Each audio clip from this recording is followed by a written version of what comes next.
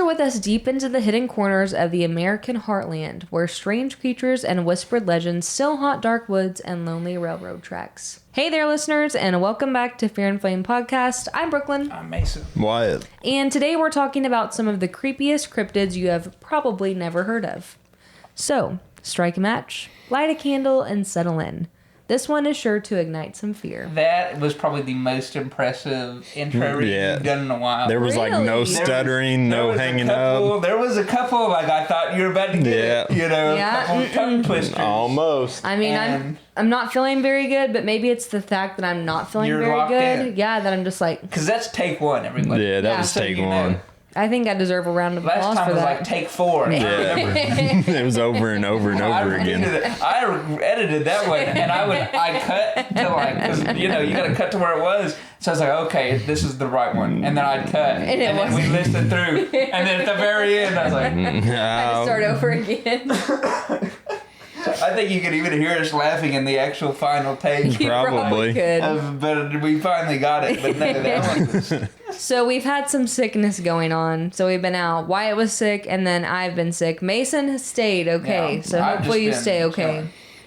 But forgive us if this is a little rough with the voice. So I picked a couple of cryptids for us to talk about.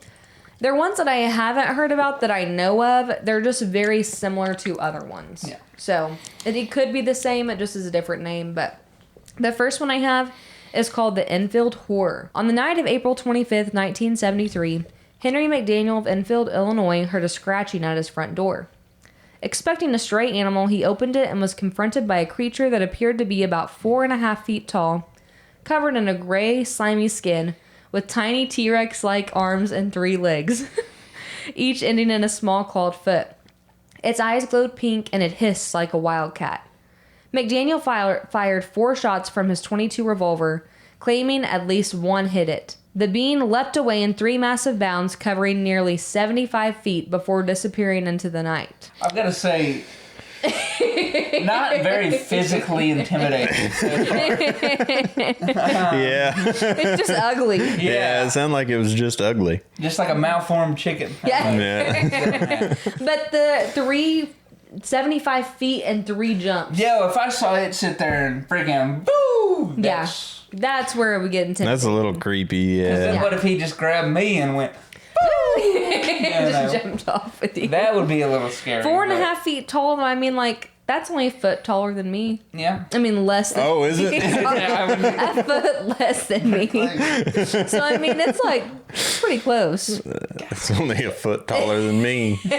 A foot less than me. And plus, this guy's trying to sound like it survived a bullet, sure, but it got shot with like a .22. Yeah. You know, it's not like it was a high gauge or something. Like, I wouldn't want to be shot with a .22. But He probably missed. Yeah. And he was like, I hit it. I got it. Because I would do that. Yeah, right? me too. You know, Yeah. Like, I would definitely be like, if I said I shot like 4 or 5 times. Yeah, like I hit One him of every them time. definitely hit. One, you know. Yeah.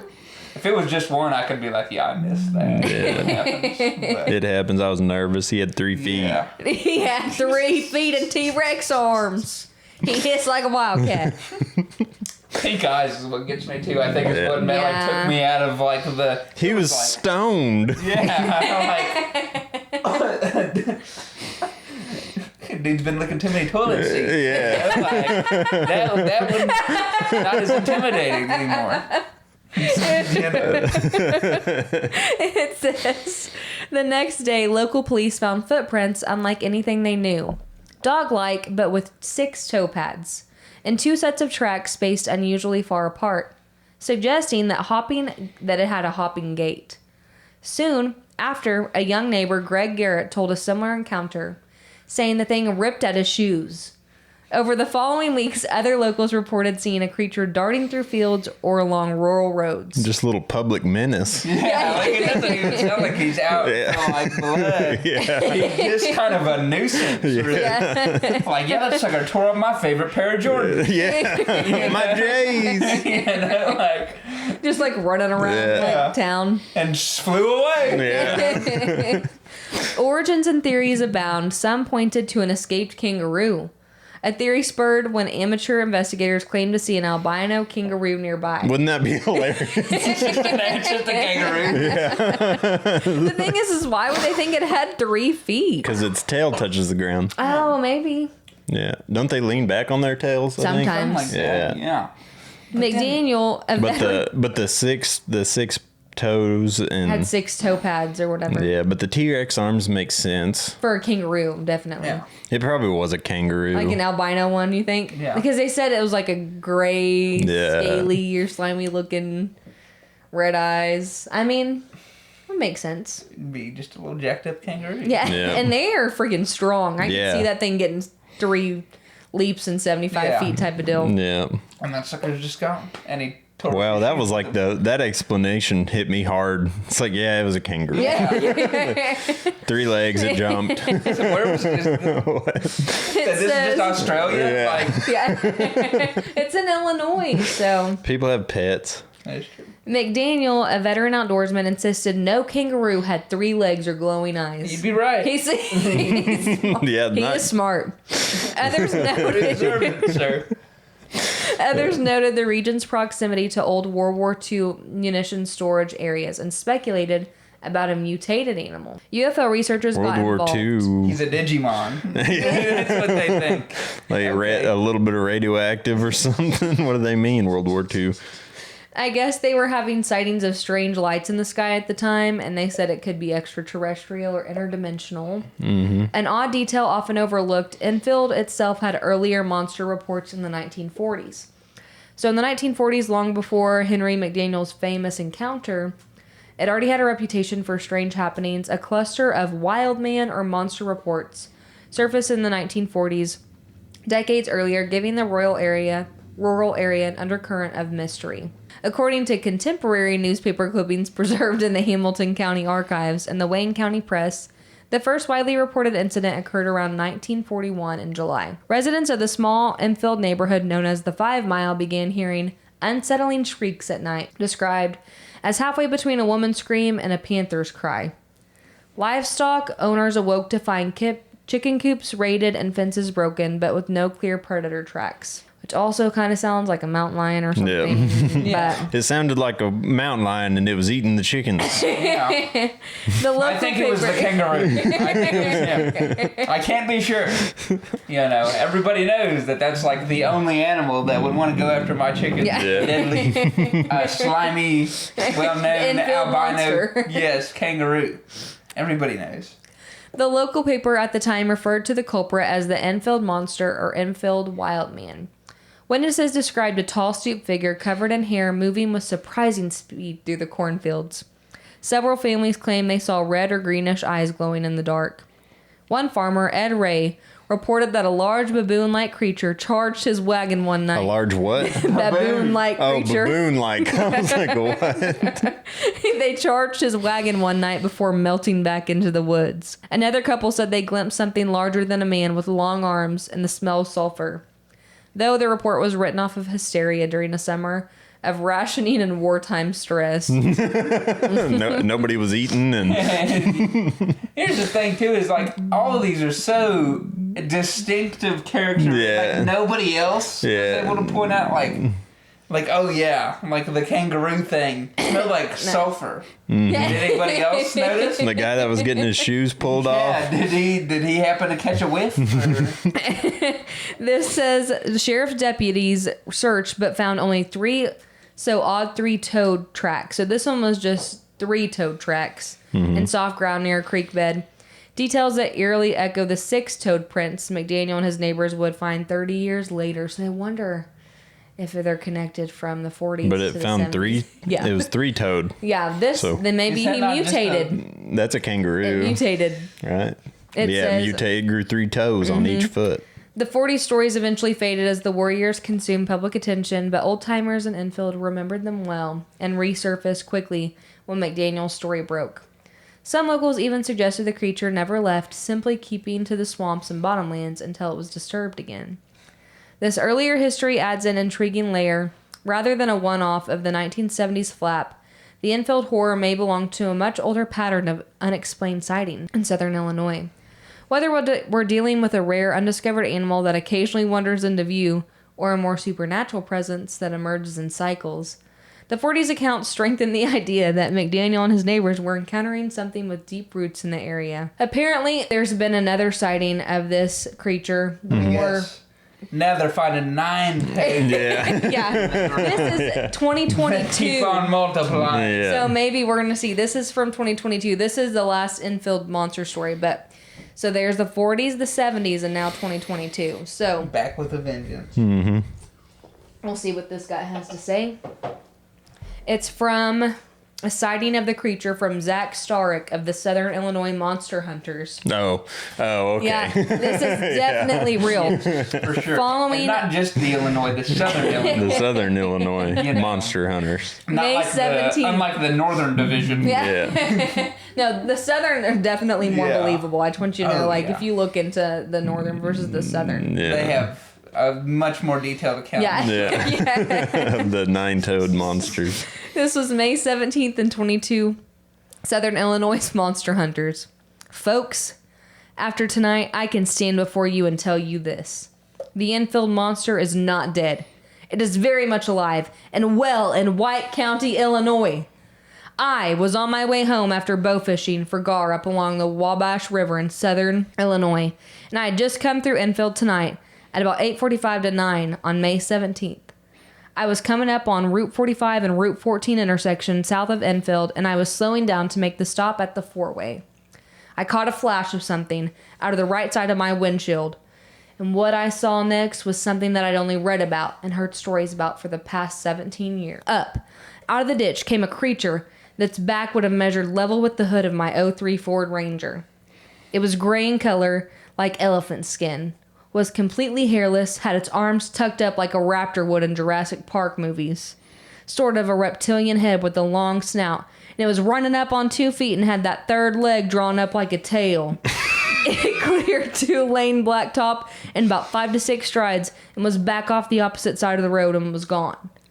I can say to you now, after tonight, the Enfield monster is real as you and me, and this thing is alive and well in Southern Illinois. That's really a albino kangaroo. It had its third leg tucked drawn up like a I tail. hope it's its tail. So, what are we doing here? We need to, forget this whole thing. We spent an hour and a half recording these episodes. We need to just go on Twitter, right? And just start posting this. This guy's probably made way more money than we ever have. Right? Make up our own monster Believe sightings. you me. Yes, he happened to be, which mind you too, this isn't a very intimidating creature. He's like, I came up on the hood of my Ford Ranger. Yeah. My 3 foot tall Yeah. Ford Ranger. This is just The only thing scary about it is how quickly it can move. Yeah. Like how quick it can get, you know? Oh yeah. Just kangaroo jumping, man. ugly. Exactly. Your Just shoes ugly. are gone before you even Yeah, he heard there's new Hokas out. and it's, and we keep making them softer too, so it's probably better for him. He can snatch both at once. Here's the thing: He's is he gone. wants to take your shoes because the more toes he gets, the more uncomfortable it is to Yeah, he's walk. gotta get Yeah, wider. you He gotta get a wants wider pattern. Yeah. Yeah, we're up to 9 now. Next 20, 40 years, this sucker's going to be walking around with 12 little toes. There's not many shoe sizes that fit that. Y'all better watch out in Southern Illinois. Yeah. He's right. coming for your He's shoes. back. He's here. He's well and alive. He needed a new pair. The next one is called the Pope Lick Monster. What are we doing here? I literally just making tried to stuff find up now, the or- weirdest names I could. So this is south of Louisville, Kentucky. The Pope Lick Trestle, so it's named after a place. Pope Lick Trestle stretches 42 feet across a wooded ravine, a steel bridge built in the 1800s, still used by freight trains today. Beneath it winds the Pope Lick Creek, a legend of a creature that lures the curious to their doom. Descriptions vary, but some say it's a half-man, half-goat, with the body of a man and the hairy legs of a goat, horns curling from its skull. Other claims a shaggy ram-like humanoid with cloven hooves and a twisted grin. So this one is very similar to the Goatman. Mm-hmm. Yeah. And I don't know if the Goatman bridge is this bridge and he just goes by a different name, or if there's multiple. I'm sure. I think there's a lot of Goatman things. Yeah. So pretty much this is like a Goatman, but this is the Poplick one. So even better. Poplick Goatman. How do you conjure up the name for a town of Popeman? Yeah, that's different. Poplick Creek. Poplick Creek. I think, and you know what? This place would be the one that came up with it. Yeah. Well, it's in Kentucky. What can you expect? I mean, oh wow. No, we can't say anything. All right. As soon as we jump up from the 50th in education mark, that's hey, easy now. I don't think we'd come up with anything better. Okay. That's probably true. That's actually an interesting topic. Yeah, but next episode we're going to talk about why Oklahoma is the stupidest state. Part of it, surprisingly, we do have an excuse. Part of the reason is some states require students to take the standardized testing, and some states don't. So the states that score high are usually states that don't require it. So the only kids taking the tests are the kids that want to go to college and stuff. So they're actually trying. In Oklahoma, all the kids have to take the standardized test. Yeah. So no one cares. So a lot of kids that don't care and just go in and either don't mark anything or they do the Christmas tree or AAA or whatever. Yeah. Drags our score down. Put letting the stupids in the test room. You know, you've got to have a 3.5 to get taking the state test. So there's a reason why we're 50th. It's not the best reason. But at least we have something that we can use. Some states have an advantage in the fact. Yeah. That's all right. Yeah. Hey, we're really good at football. Yeah. Sometimes. We're okay. And number 5 in the AP poll this week. Really? Yeah. So, screw you, Kentucky. You guys dropped. Get out of here. Who cares about standardized testing? Yeah. Shoot. Several competing origin stories fuel the myth. One tells of a circus train derailment in the early 1900s carrying a secret sideshow attraction. A goat-human hybrid bred through dark experimentation. Freed in the wreck, it took to the trestle and its surrounding woods. It's just funny, like, everything's like, well, the circus train, we went to the circus train. That freak, he almost died, and he got away, and now he lives under the bridge. Fell down into Lick Butt Creek.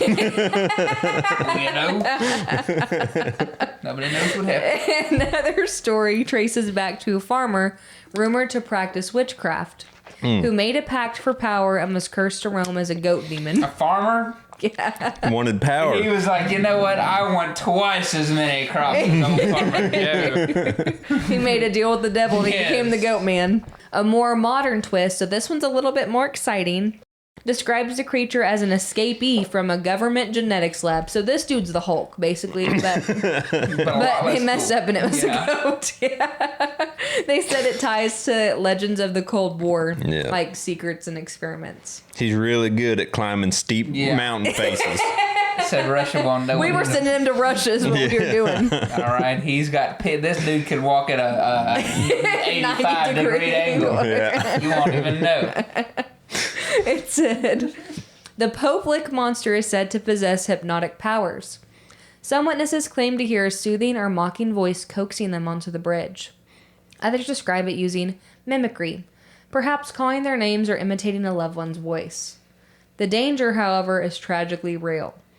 The Norfolk Southern Railroad still uses the trestle, and bridges have no walkway. So the bridge does not have a walkway. Mm-hmm. Over the decades, multiple thrill seekers have died either struck by trains or falling for the beam while searching for the creature.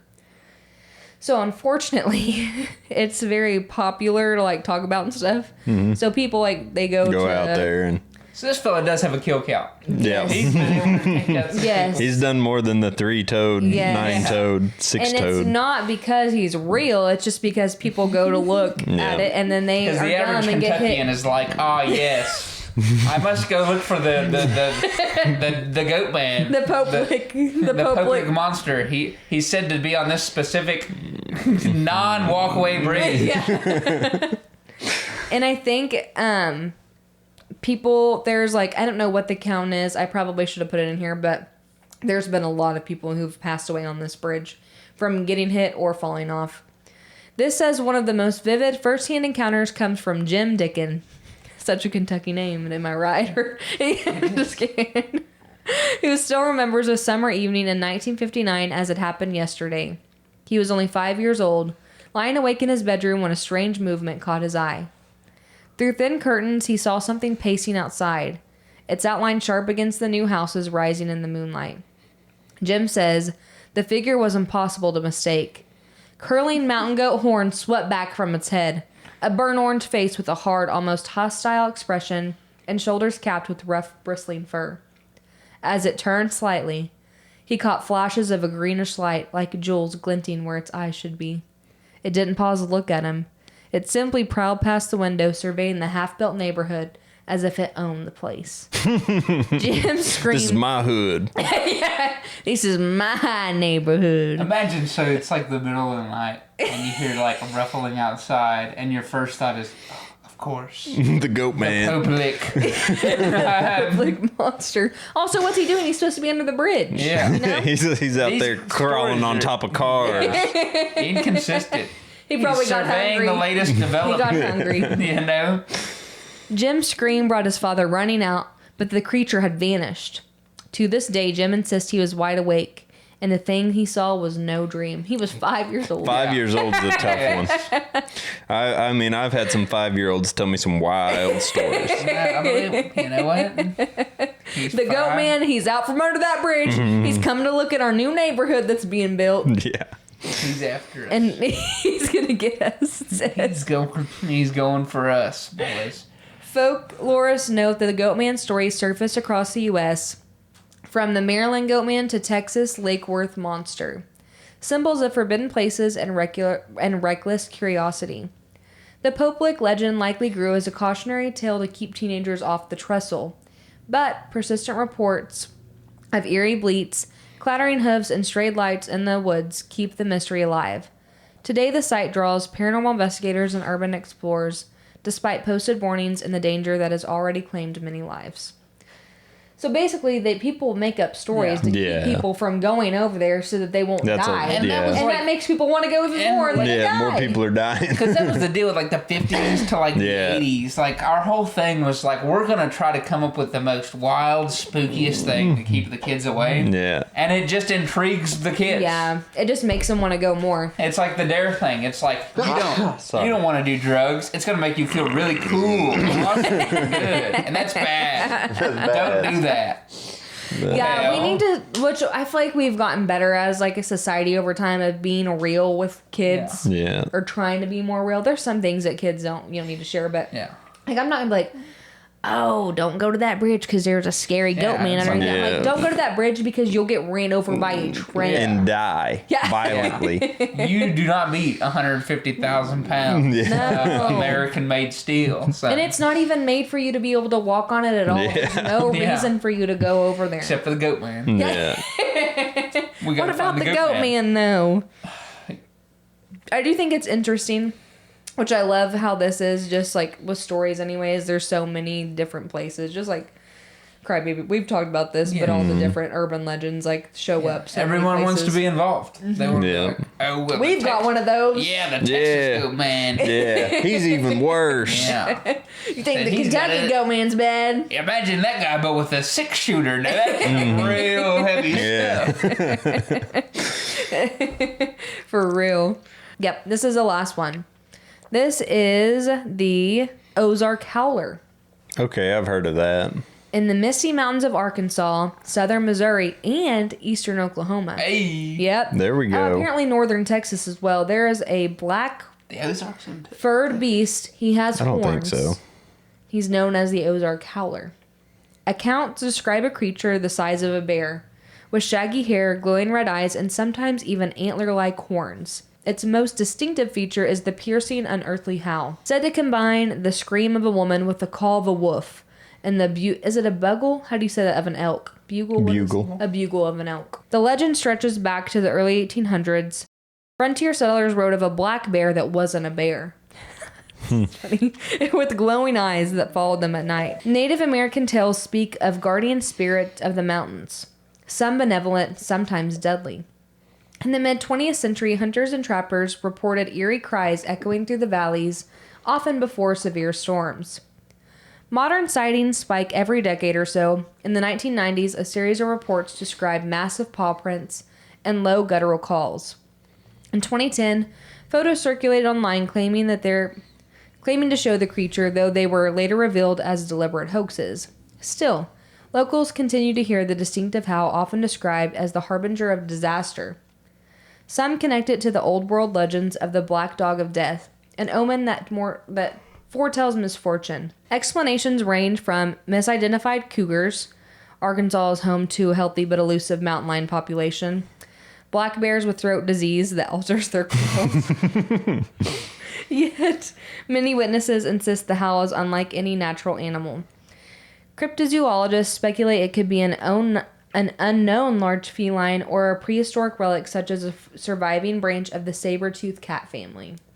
Others lean to supernatural things, calling it an Ozark wilderness spirit itself. It's so interesting to me that they think that we could still have like prehistoric, things, like cryptozoologists saying like we have things that are unknown still. Like deep in the Ozarks, I could see a little bit more. Maybe, but still. But like Oklahoma, eastern Oklahoma and North Texas. We'd find it. Yeah. It's too open. There's too much flat land. Yeah. Somebody would shoot it trying to get their animals out, you know. This is a pump station road near Bentonville, Arkansas in 2014. On an October night in 2014, Benton County motorists called the Arkansas Game and Fish Commission just before 10 p.m. The caller said they'd been driving through quite a stretch of Pump Station Road when something massive burst from the roadside brush. It crossed the pavement in a single bound, bear-sized, gray-black, and as fast as a deer. The driver caught it in the headlights for only a heartbeat, a hulking shape, thick-muscled, with eyeshine that glowed briefly red. Then it vanished into the trees. Wildlife officers were dispatched and searched the area but found no injured animals, no tracks, and no sign of a bear or cougar.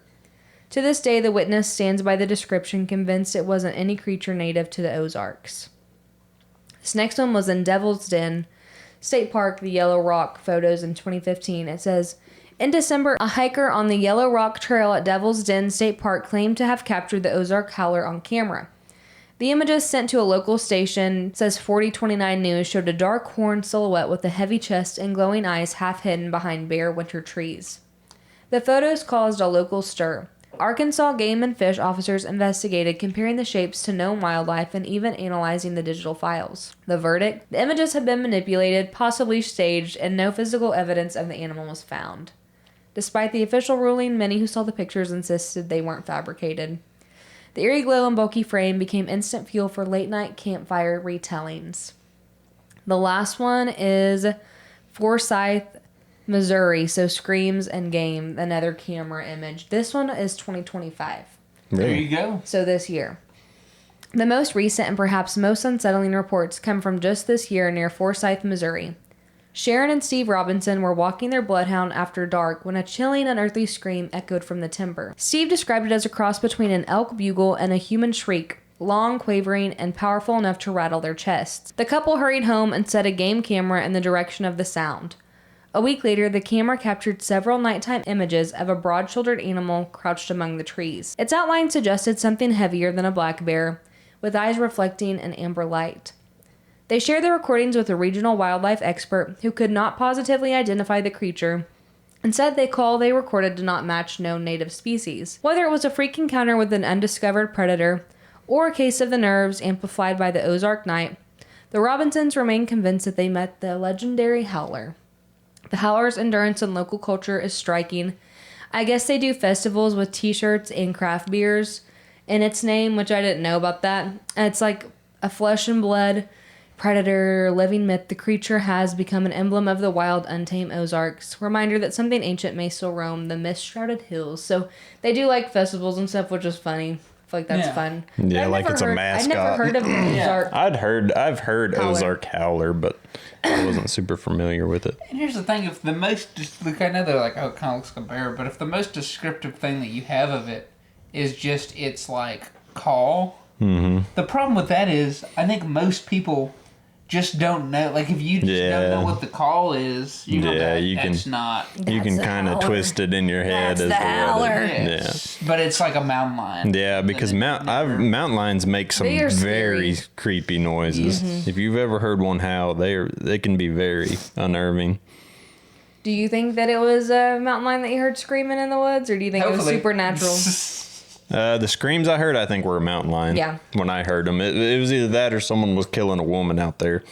One of the two. Or someone was getting killed. That's great. It sounded like a mountain lion to me. What is your favorite cryptid out of this list? Oh, the Popelick by far. Oh, easily. Popelick? Yeah. I like the Enfield Horror. 3 legs. 10, 12, 15 toes. That is like, what an odd little creature. Yeah. That is a little freak. Yeah. Like, that'd be the coolest thing to see at the zoo. Yeah. If we could get one in a cage. It's literally just a kangaroo. Yeah. I mean, most of these feel a little reachy. Yeah. Yeah. That's what I like about it. Yeah. I tried to find ones that haven't been very talked about, and I think it's just because there's literally no proof that they're real at all. It's all just hearsay. Yes, it's like it's small towns with lots of bars and. Do we have, what creature do we have? Do we have anything? The Oklahoma octopus. Is it in the Grand Lake? Where does it end? It's the Grand Lake. I don't remember. I think it's been spotted in different places. He travels like. And then there's like the stories of the guys that work on dams and stuff, like going down to the bottom of some of the deep lakes in Oklahoma and patching spots and dams and stuff like that. They say that they've seen like 700-pound catfish and stuff like that. Really? Yeah. Like there was one guy that claimed he'd like seen a catfish the size of a Volkswagen Beetle. You believe it? No. No. It's a cool story though. Yeah. There's not enough stuff in those lakes, I don't think, to maintain. You don't see freshwater fish just really don't get that big. Yeah. And if it did, I mean, it's gotta die at some point, and somebody would find some remains. You would think, yeah. You know, and if you've seen like 130-pound catfish or something, you're like, I don't think they're gonna get, because they kind of quit. They quit stretching out and they start to just balloon. Yeah. You know. So unless that dude was a circle, 700 is not. Yeah. Like I saw. He's just rolling around. Yeah. Is it supposed to look like an actual octopus? Yeah. Yeah, it's supposed to be an octopus. Okay. Yeah. Which apparently they've what was it? I mean, we've had a piranha in our lake here.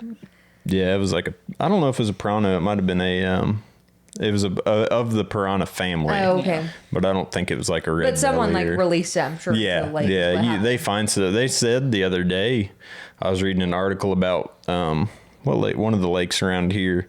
A lady supposedly seen some freshwater jellyfish in. Really? So someone had released some jellyfish in one of our lakes around here. Which is like, why would you do that? Yeah. Why would you? That's a great question. That's how so many problems occur, like like zebra mussels and white carp and stuff like that. Yeah, a lot of invasive species issues is people buying pets that they have no idea about, and then when they grow too big, they're like, I guess I'll take it to my local lake and then throw it in the lake. Yeah. And then now it's like, oh, I guess I'm going to eat everything here. Yeah. Nothing else wants to eat me. Yeah, it's kind of a problem. So the next time you're on a lonely railroad path in Kentucky, walking the back roads of southern Illinois, or camping under the brooding Ozark pines, listen closely.